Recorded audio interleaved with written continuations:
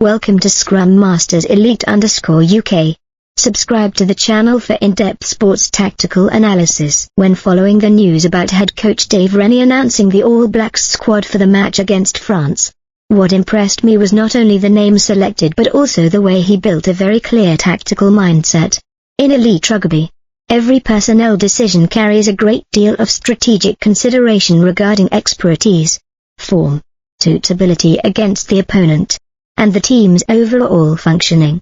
Therefore, Dave Rennie's statement that Damian McKenzie and Jordie are the two best fullbacks in the world is not merely praise for two individuals, it also reflects his belief in a system built on creativity, flexibility, and adaptability. From my personal perspective, selecting both Damian McKenzie and Jordie in the starting lineup is a bold but well-founded decision. Normally, many people would think that when a player has just returned from injury, they should be used more cautiously. However, modern rugby is no longer just about placing the right players in fixed positions. What matters more is how to maximize each player's strengths within a collective system. Dave Rennie does not seem to view positions in a rigid way. Instead, he focuses on the skills each player can bring to the team as a whole. What I particularly appreciate is the way he described his conversation with Jordie.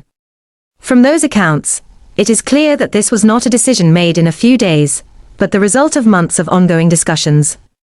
The coach does not impose decisions, but listens to the players' wishes while also helping them understand the role they can take on. Jordie's shift from wanting to play only as a fullback to being willing to take on multiple roles shows a maturity in professional thinking. A great athlete is not only skilled, but must also prioritize the collective interest over personal preference. I also notice that Dave Rennie is trying to build a defense that can transition extremely quickly into attack. With players who have strong game-reading ability, ball-handling skills, and the capacity to create breakthroughs, such as Damian McKenzie, Jordie, Barrett, and Ruben, the All Blacks have many more attacking options. This makes opponents harder to predict, as the threat does not come from just one individual, but can emerge from multiple areas of the field. Another point that made me reflect is Dave Rennie's assessment of Ruben. He is still a relatively young player at the international level, and will certainly be under significant pressure when taking on an important role for the first time against a strong opponent like France. However, instead of focusing only on individual talent, the coach emphasizes the surrounding environment. He believes Ruben is supported by teammates who are already well acquainted at club level, which makes coordination and communication easier. This shows that in elite sports, an individual's success is never completely separate from the team. In my view, this is a very valuable mindset. Often, we only look at a player's performance and judge whether they're good enough or not.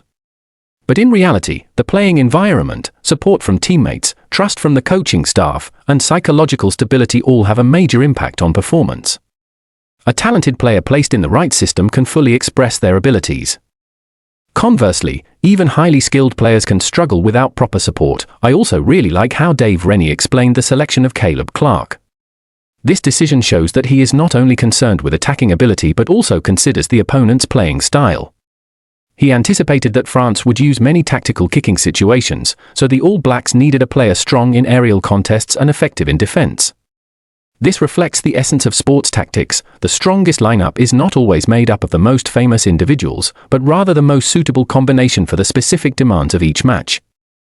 In addition, the fact that players in good form such as Billy Proctor or Fia Finianganofo have to start on the bench also highlights the intense competition within the All Black squad.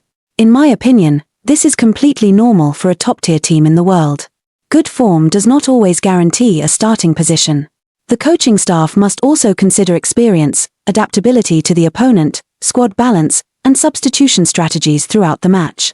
Therefore, starting on the bench should not be seen as a judgment of ability, but rather part of an overall tactical plan. What I find admirable is the way Dave Rennie shows trust in each player.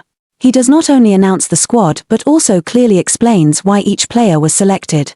This helps players understand that they are being evaluated based on specific professional criteria rather than subjective judgment. Such a transparent environment creates motivation for all members to continue improving and developing. From this story, the first lesson I take away is the importance of flexibility in the face of change.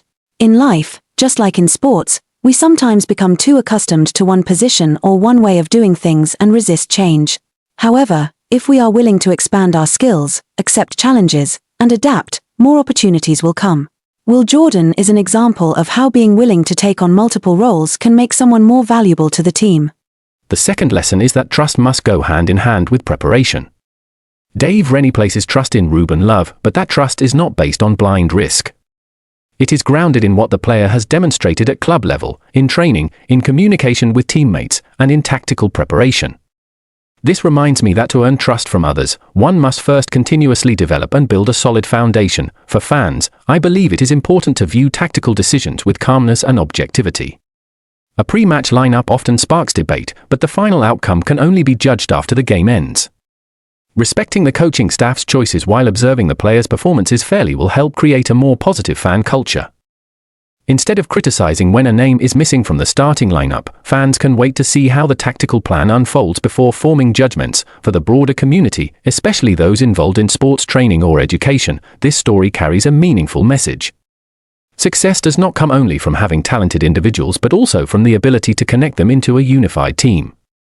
A good leader not only selects personnel but also listens, communicates, builds trust, and creates an environment where each member can maximize their strengths.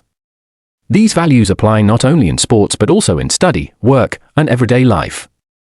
Overall, I believe Dave Rennie's approach to building the All Blacks squad for the match against France reflects a modern mindset that prioritizes flexibility, coordination, and tactical suitability over fixed templates.